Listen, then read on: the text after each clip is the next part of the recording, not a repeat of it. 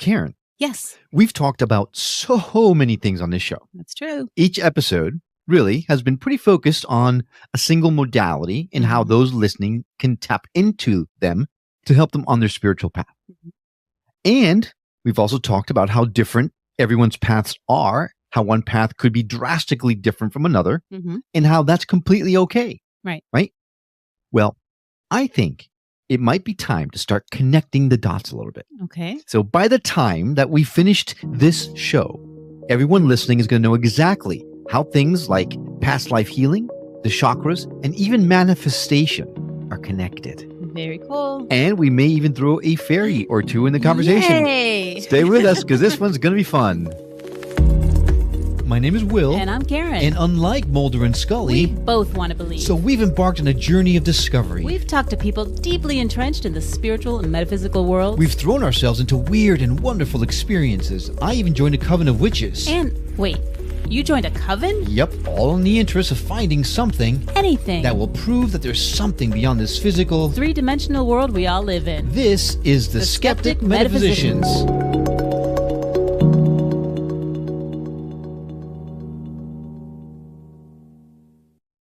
Hey there, I'm Will. And I'm Karen. And today's guest is Faith Streng. Now, she's a third-generation psychic healer, a Reiki master, cosmic channel, and manifestation coach who is lucky enough to have a mother and a grandmother who were both practitioners of a past life healing technique called spiritual response therapy. Ooh. That sounds promising. Weird. I can't wait to talk to her about it. At age 19, she began the work herself, and now she combines past life healing, chakra balancing, channeling, and coaching into a one-on-one restorative spirit programming session and believes strongly in teaching her clients accessible methods of self-care so they can become the empowered and joyful creators that we were all meant to become. I am excited to welcome to the show Faith Streng. Faith, welcome. Hello. Thank you so much. I'm so happy to be here. Thrilled to have you. Very excited about this. I know when Karen found you on Instagram, she immediately said, "Oh, Will." So we get to thank Karen for bringing you on the show. I know. I don't think I ever pick people. I'm like, oh, we got to reach out to her. Yep. She definitely resonated with you for some reason. It was you were connected spiritually, I think. Love it. Well, thank you, Karen. Thank you for saying yes. All right. Let's just get right to it, Faith. How is it all connected? Well, the past life healing, working in the Akashic Records, which is basically the iCloud of everything that's ever existed, ever will exist, everything that's ever been thought is in this library or this iCloud. And going into that, we can understand why we have the challenges we do in this lifetime, why we have the relationships we do, and what our sole purpose is. And what I found that beyond that, traumas that have happened in other time-space realities can affect the chakra system. Now, there are many different energy systems out there. I work with the traditional 7 major chakras along the spine. I also work with some of the minor chakras. And so, for example, if you've had early childhood trauma in this life or in another life, that can affect your root chakra in this time-space reality and how you perceive your needs being met by the universe. And what I found is that when we clear away the karmic and energetic baggage that we don't need anymore, it's easier to become the deliberate creator. It's easy to believe the manifestations. It's easier to believe the affirmations. So often when we start our manifestation journey, we're hitting our head against the wall, right? Like, why can't I believe it? Why can't I believe it? And when we go in from this other direction and we start with the energetic balancing and the Akashic clearing, it becomes much easier to step into that empowered sense of who we are really meant to be. Okay, so I don't know what happened except for when we start talking about spiritual stuff, sometimes gremlins always mess with our heads. And I think that's exactly what happened. So we are back now after figuring out some technical issues. You notice that Faith does not have her headsets on anymore. So don't let that throw you.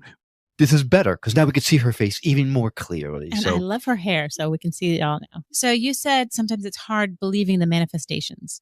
And today I was having a conversation with my nephew, and we went to visit a harmonic egg so he could have an experience in one here and with his mom. So she was in, and he and I were talking, and he said, what do you do when you just don't, how do you make yourself believe all this stuff? Or how do you handle when you don't feel like you believe it, but you want to? So I'm asking you that. I love questions about the manifestation process because it's a beautiful time to implement manifesting in order to believe manifesting. So for that question, I would say you would put yourself into the space of, I'm so grateful that I believe that this can really work for me. I'm so grateful that the universe is showing me whatever it is that I need to align with how to make this work for me. I'm so grateful that spirit is showing me the path forward that will allow me to feel empowered in that space. And along that, I always advise people to use things like vibrational healing, like flower remedies, like essential oils, things that work on a different frequency so we don't have to try so hard to believe the affirmations and et cetera, et cetera. But we're in that space of frustration, of knowing that there's something more, but not quite knowing how to surrender enough to get there. I also tell people that's when you just take a nap. That's when you put it down. That's when you do something fun. That's when you do something creative. If you have the intention that you want to align with it, the universe will give you the little breadcrumbs you need, the YouTube videos, the conversations, the books that you need in order to get there. That is so true. And I just had an image when you were saying that you're manifesting, believing so that you can believe, so that like an image of looking in a mirror and a mirror and a mirror, and you see like 50 reflections. And if you can just change one of those, all of them will change.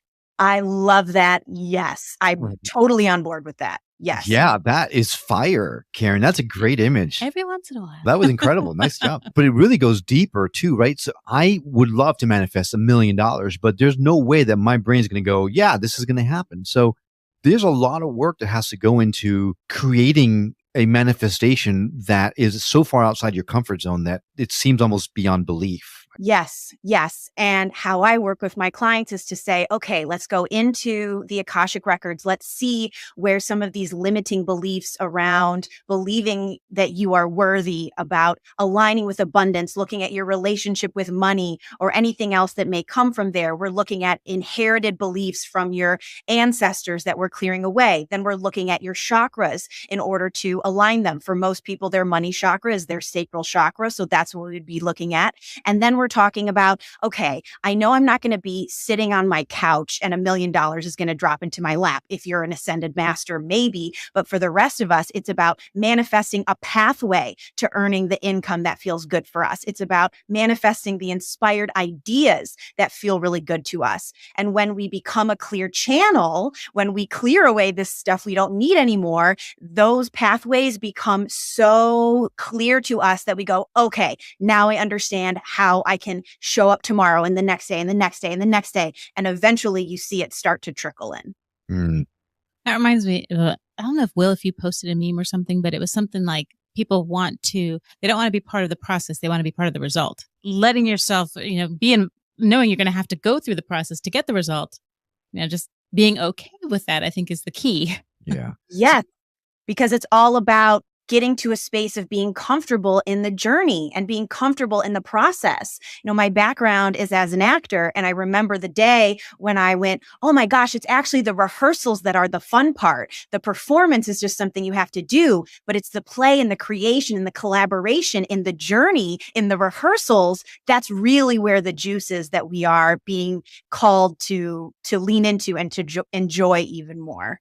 Yeah. In full disclosure, I'm fully aware that Karen is completely pointing her finger at me when she says that meme, because I'm looking for that pill, right? I want that $60,000. Give me the pill I take to make it happen. It's something that, I hate to say it, but it takes a long time to get to the point where you can actually build that path for you. So are there any tips or tricks that someone can do to expedite that process, since there is no pill? Yes. If we're talking about expediting the, healing your relationship with money, the first thing that comes forward is, well, how much are you willing to surrender? How much control are you really willing to give up? Because if you are totally willing to give up control on how the outcome looks, on how it's going to come to you, you are infinitely closer to aligning with how it's going to feel. I am not even thinking I told you so, I told you so, I told you so. Didn't even go through my head, Will. Not even once. All right. So I think we're going to have to disclose some things here. It's so weird. So weird. Starting with your question, Karen, about the belief, right? How do you believe? getting into this interview, I didn't disclose this, Faith, but I guess I should mention it now. I'm coming at this, I'm in a very low vibe mode at this point in time because there are things happening in our personal life, actually my professional life. There are changes happening that are very, very uncomfortable for me right now, for all of us, for our family.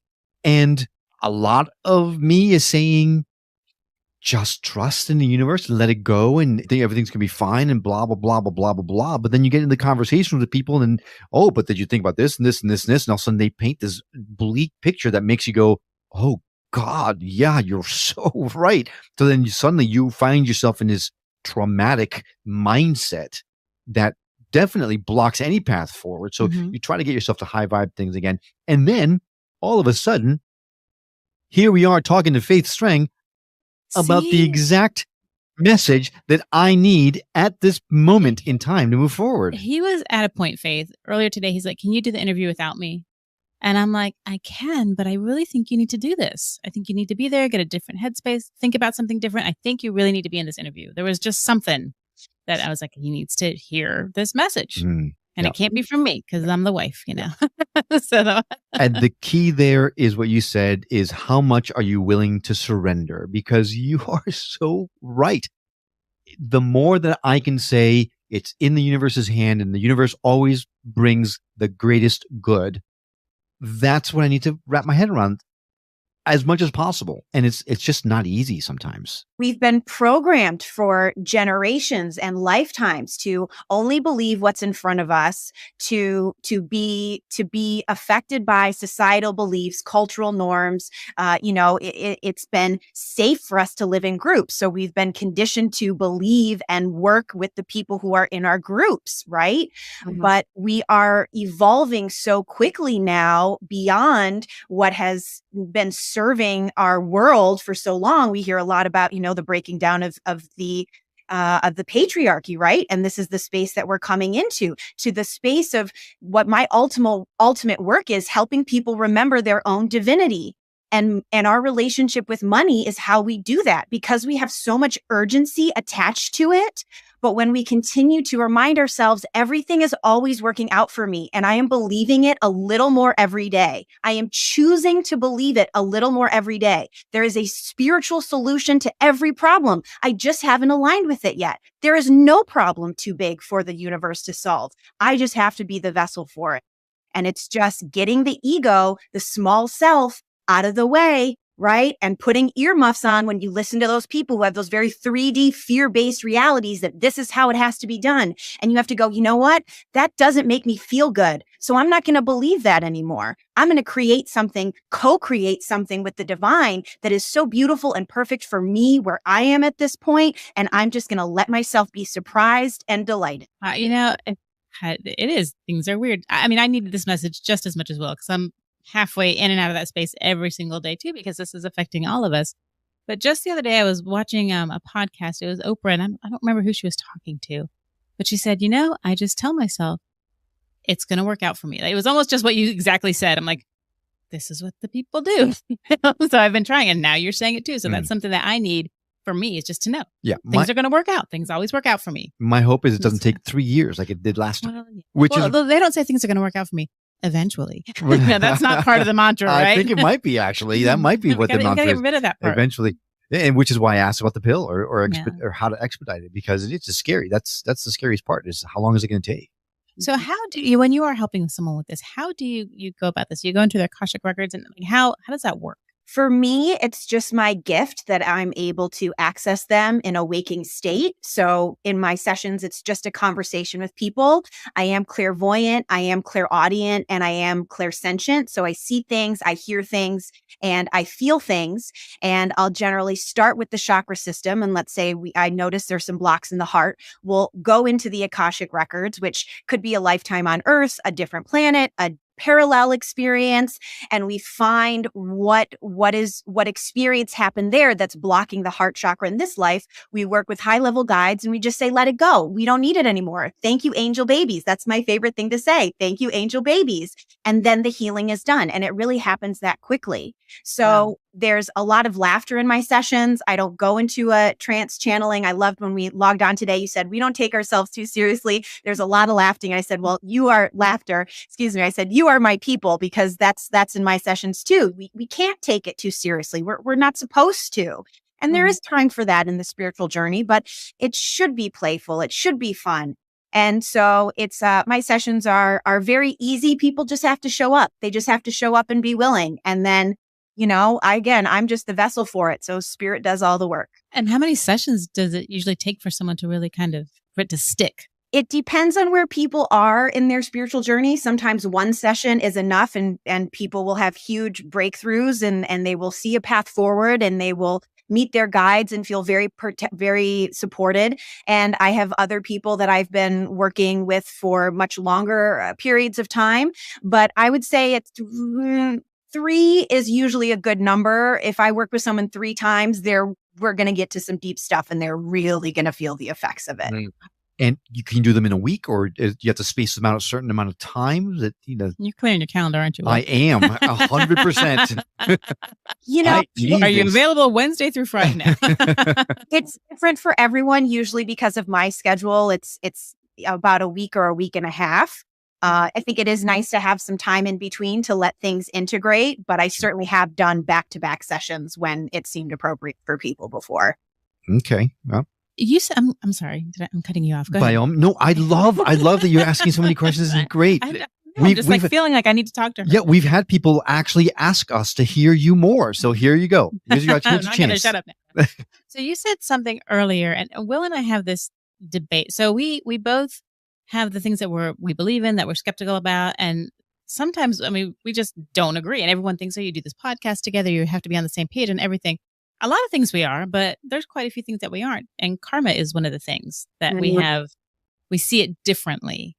I see it very differently from him. And he's, of the mindset of it's the past life and this and that. I'm more of the mindset it's this life and, you can fix this karma. I'm probably wrong, but I don't know, maybe not. But when you said it, instead of using the terminology karma, and you were talking about the chakras, that kind of clicked with me, because that makes me think it's because the energy is always there. You can't, get rid of it. And so I can see energy being affected in one lifetime and kind of transforming and getting into your chakra and energy system and having an effect that way. So, is that how it works? Because that to me makes sense. Yes, I love this question. And be careful of which side you're taking. Just saying. I think that what I will offer will actually be a middle ground for both. Okay. All right. So I see karma as, yes, this energy that when it's not addressed in a lifetime can carry over with the soul over and over and over again.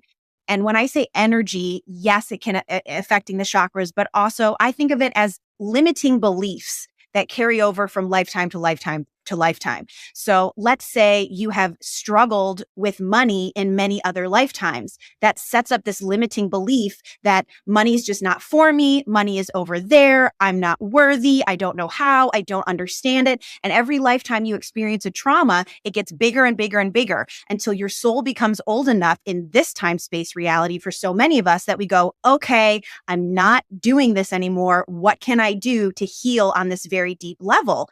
Meaning that just the healing you're doing in your own personal self-care is healing in all of these lifetimes. But it is, yes, I think of it, it's not that you did something bad in a past life and so something's bad is going to happen to you in this life. No, it's that you've had trauma. We know now the effects of trauma from this current lifetime and how that can affect us into adulthood, childhood trauma specifically. And so we're just zooming out and saying it's the same thing when we're looking at all of our other lifetimes too. And until they just keep building on each other, until we get to the point where, again, we are an old enough soul, we have the interest, the resources, the accessibility to all of these modalities and philosophies and religions than we've ever had before, we can piece everything together in a way that works for us as multidimensional beings to let go of everything that we don't need. See, I can jump aboard that train. That makes sense to me. Not like I'm getting punished for something I did when I don't even, I'm like, okay. Because then you don't really learn the lesson if you don't remember what you did that you're making up for or you're atoning. Feels like we're jumping all over the place, I but know, I do sorry. have to ask because there was a term that I used in your introduction that jumped out at me. I've not heard of before. Can you tell us what spiritual response therapy is? Yes. So, as you said, this is the modality that my mother and grandmother did.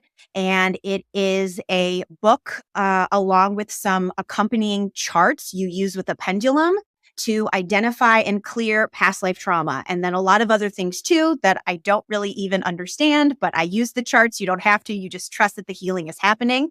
So it's a modality that didn't really take off. My mother and grandmother both studied with the gentleman who channeled this information. I now do teach it to clients and to groups, and I have found it is the easiest, most effective way to do this kind of quantum self-healing for yourself. And that's where I started. My mother started doing this for me when I was 5. I remember going to kindergarten and having some anxiety. I didn't know it was anxiety. I just said my stomach hurt.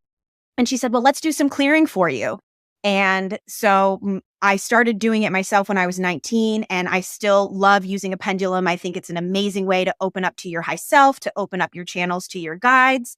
And I have found it just incredibly effective and profound for everyone that I have taught it to, as well as for myself. So then how did you now use that in your restorative spirit programming sessions? How is that different, or is it different? I really have taken this material that I was raised with, where I was introduced to the body, mind, spirit connection, to angels, to parallel lives, and all of the complicated karmic relationships we can have. And then I combined it with my understanding of the chakras, which I learned in my Reiki trainings, which is not traditionally taught in Eastern Reiki. Obviously, the chakras come from India. And so using a pendulum is an example of what's called an ideomotor response, which is a physical reaction to a subconscious truth. It's when your eye twitches when someone says something that you don't really want to hear. And so using a pendulum then evolved for me into communicating with spirit through my eye blinks. So for me, 1 blink is yes and 2 blinks are no. So I always had this connection with source beyond the pendulum. So when I started my Reiki business, my eyes were blinking furiously. And I knew that there was a lot of clearing happening, but I didn't really know what it was, because that was, again, just kind of a different thing I'd been doing for a long time, but wasn't really interested in pursuing it. And then as I continued on in my business and things began to evolve, I wanted to try and stretch myself a little bit. And my clairvoyant abilities opened up, my clairaudient abilities opened up, and I started to see things more clearly in my head as I was tuning in for people. So now I've moved away from the charts. I still use them sometimes, but almost all of the information I can get in my head now for people.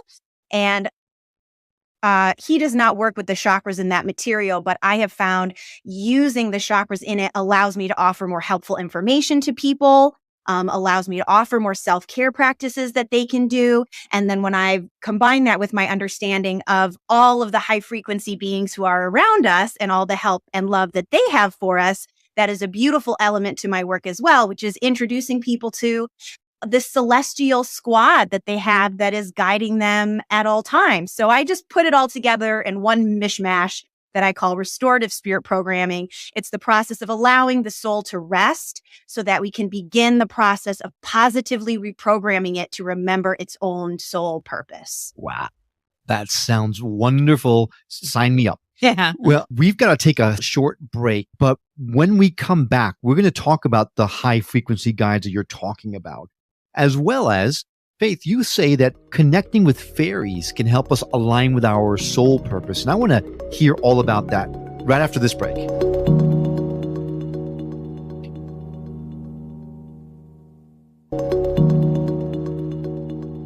And we're back on the Skeptic Metaphysician. We're talking to Faith Streng, and she is an incredible healer. Before the break, we're talking about high frequency guides assisting us. So can you go a little bit more in depth? Like, are we talking angels? Are we talking spirit guides? Is it our own higher selves? Who are those high frequency guides that help us? All of the above and more. Oh boy. I remember hearing an Abraham Hicks talk at one point where someone was asking about their inner being. And they said, who exactly is their inner being? And Abraham said, it doesn't really matter. It's everything. But my little intellectual mind was like, ooh, no, I really want to know. I was like, I feel like spirit guides are different than angels. But who else is out there? I know that there's so many. So when I tell people about their guides, I say, listen, you have angels. We all have between 20 and 30 angels. That's my understanding. Spirit keeps telling me that's the number. I keep asking, and Spirit says, stop asking. We keep telling you it's 20 to 30 is the number. They love you unconditionally. They could never be mad at you, never judge you, never be disappointed in you. We have spirit guides who can appear as animals or Cirque du Soleil performers or anything in between. We have a guardian angel who is usually a soulmate or someone we have a karmic relationship with, and they're generally filling some kind of role for us that we don't necessarily have in this lifetime. My guardian angel shows up in fishnet stockings and combat boots and a little moto jacket, and she's just my best friend. I'm an only child. I was really close to my mother. So for me, having that like really close female companion has always been really important to me. So she keeps me from taking myself too seriously. Then we also have select ancestors because we are doing ancestral healing in this lifetime that our ancestors have not been able to do. So we have biological ancestors who are here helping us and supporting us. We have ascended masters that we can work with individually or as a group. People who walked this planet, attained the level of ascension, and decided to stay and stick around and help the rest of us on this planet. And it's my understanding we also have an assigned ascended master who is here to help us on this journey. My assigned ascended master is John the Baptist, who really resonates with me with his fire. We have archangels we can work with. We have star being friends that we can work with. And we have elemental beings like fairies and dragons and merpeople. And we can throw unicorns in there who just vibrate at a different frequency. And so there is so much more help than we even consciously understand. And when we start to take that perspective into our world and we soften our gaze just a little bit and open up to our feeling center, feeling these guides around us instead of trying to see them or hear them, all of a sudden you become aware of all of this divine energy that is surrounding us all the time. And it's so much more fun. Okay, hold on a second, because I knew we were going to talk about fairies, but you mean to tell me that unicorns and dragons are real? Are we just talking people? Or even the mermaid? Is this just energies that we're talking, like dragon energy, or the actual creature that breathes fire? Well, I'm certainly not the only person who has this perspective, so it's not just coming from me. We'll just say that. But disclaimer given. we understand. People who are in the spiritual community, they've heard about 5D, right? We've heard about 3D, 4D, 5D, right? And we understand that we're kind of in 3D, but as we continue on our spiritual journey, we start vibrating faster and lighter, right?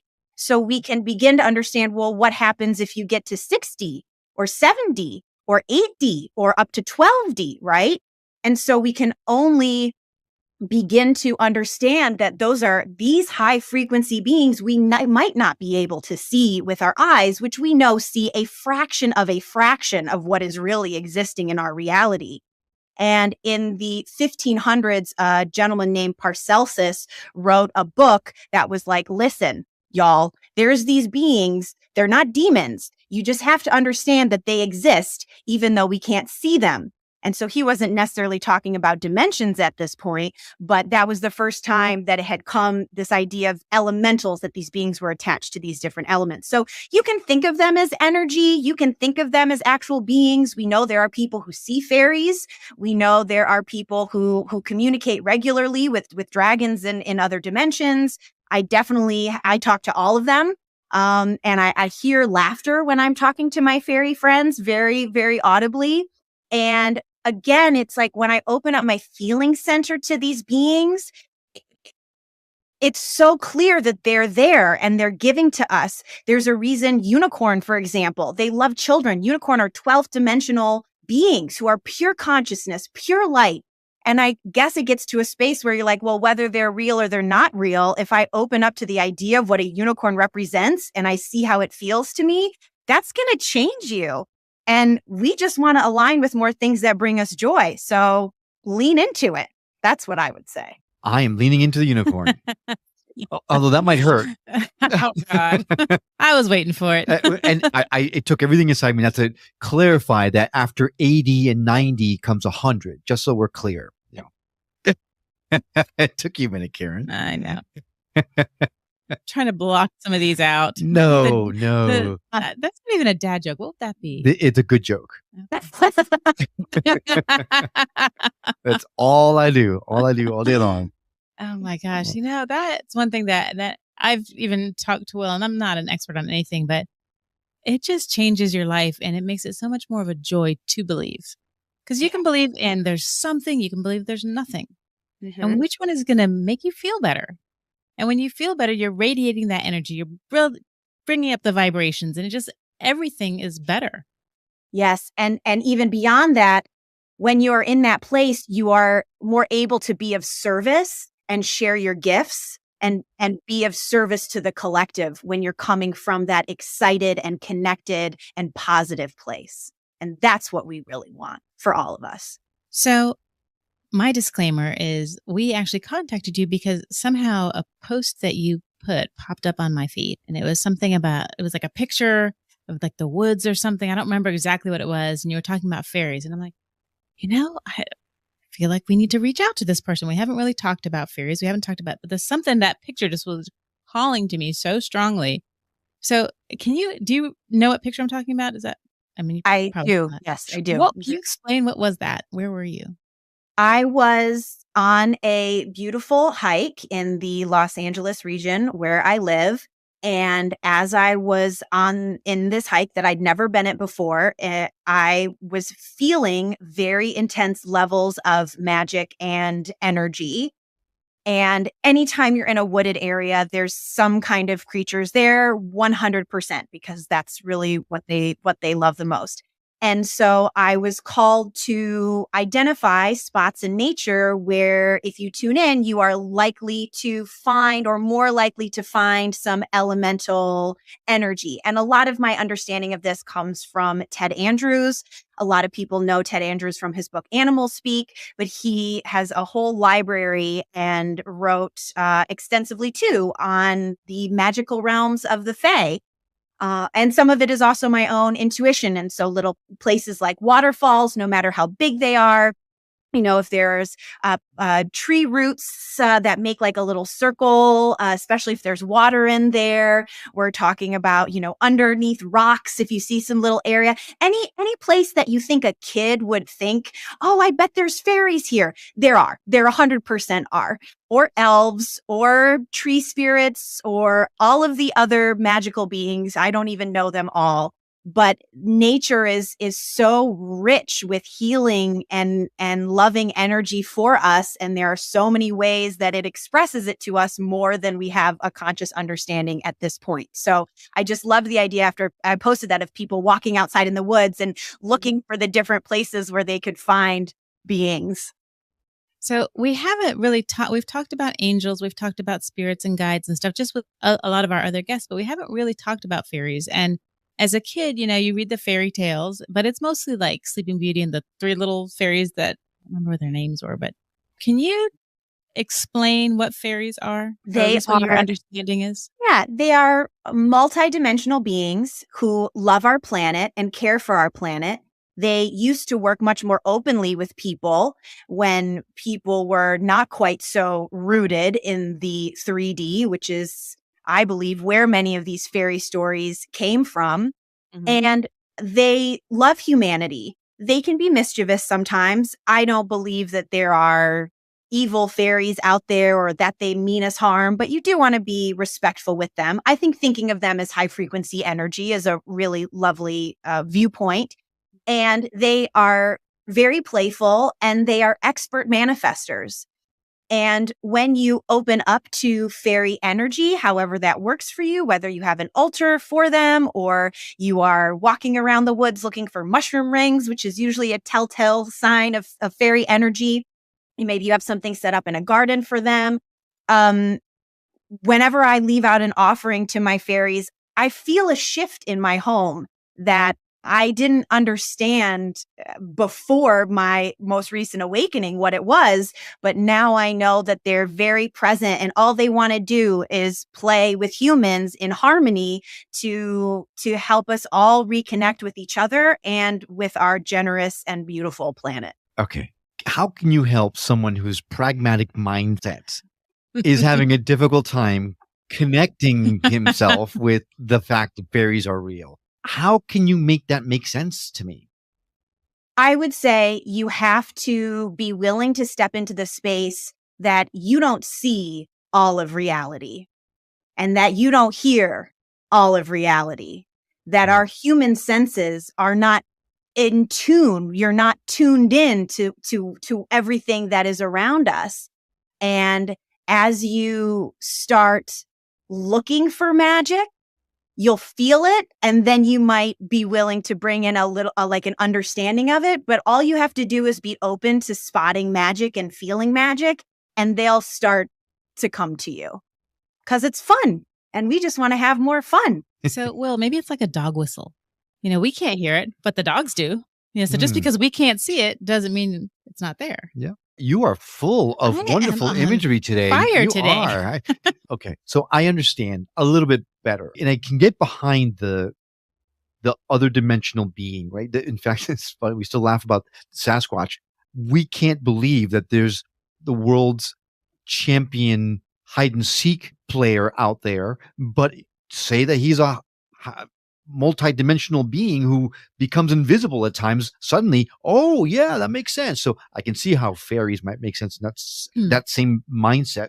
But then how does connecting with them forward our soul's purpose? Well, when you are connecting with fairies, you are connecting with your inner child.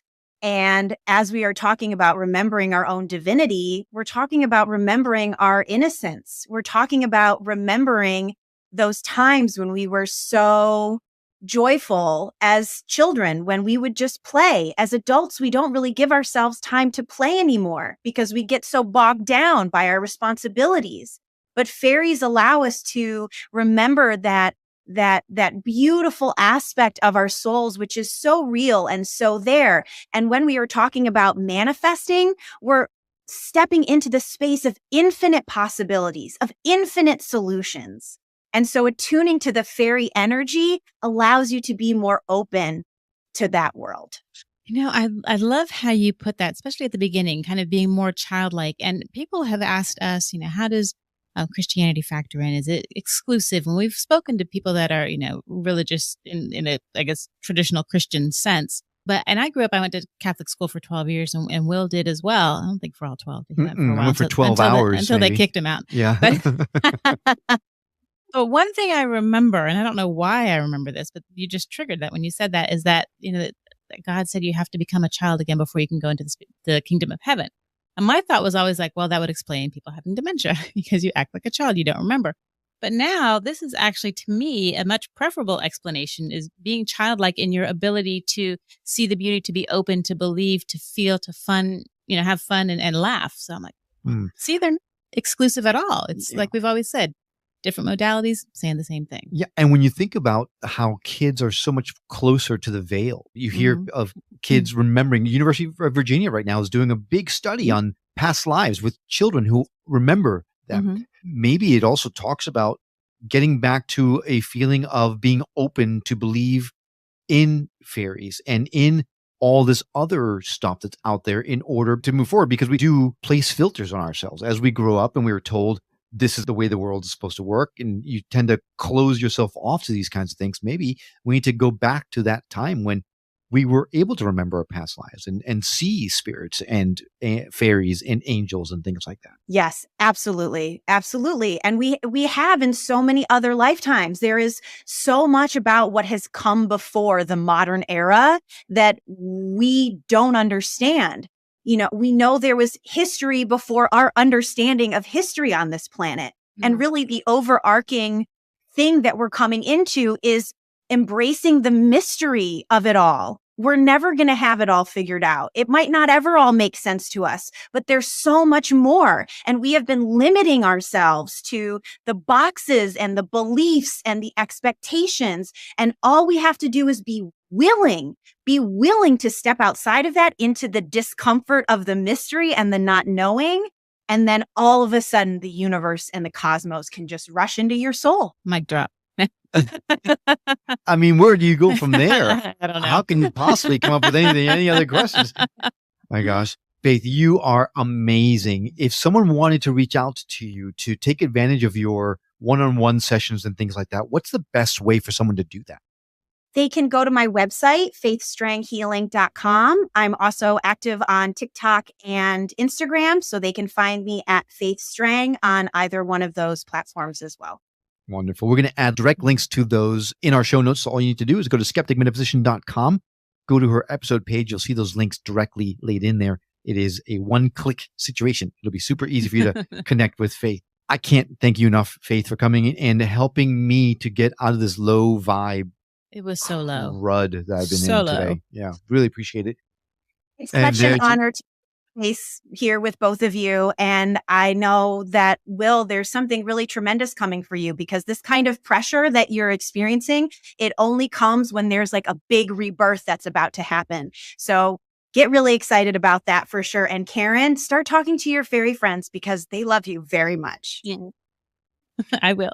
Yay, yay. All right. So I have to ask you, since you have accessed the records consciously, is there anything that's jumping out at you? Any messages that are coming out to you about us that you think we should hear? Yeah, you're soulmates. I mean, that's very clear. You have many lifetimes where you have been romantic partners, where one or the other of you has been a teacher to each other. You've been siblings together, and you're doing very important work. You have your balance and where you're different and your different strengths that just serves each other so well. And Will, I can tell you've had a lot of past lives where you've really had to like buckle down and do the work, and you didn't have a lot of time to be in this space to play and explore and travel in all the senses of the world. And this is your lifetime where it all comes together. And Karen, you are a super magical being. You have so many witchy past lives. And also for you, like bringing that into the modern world now, we get to understand how it can work for us. Like for both of you, this is really an important lifetime where it's all coming together, and it's healing for you, for each other, your communities, and you're doing such important work with this podcast. So on behalf of humanity, thank you. Oh, You. yeah, absolutely. Thank you, Faith. That was incredible. Wonderful. Once again, thank you for coming on the show. Please keep up the wonderful work that you're doing for humanity. And it is a pleasure to be connected with you. Hope we stay in touch. Thank you so much. What an honor. Take good care. Me too. Well, thanks for coming along on this journey of discovery with us. We'd love to continue our conversation with you on our website at skepticmetaphysician.com or on Facebook and Instagram under Skeptic Metaphysician Podcast. If you know someone who would benefit from hearing the messages we're sharing on the show, do them and us a favor and share the show with them. It will help get the word out about us, and it may just change someone's life for the better. And if you're listening to this on the radio and you missed something, well, not to worry. All of our shows, including this one, can be found at skepticmetaphysician.com, where you can also watch the videos or even send us an email or voicemail directly from the site. We absolutely love feedback and would appreciate hearing from you. I hope you've enjoyed this episode as much as we have. That's all for now. We'll see you on the next episode of The Skeptic Metaphysicians. Until then, take care.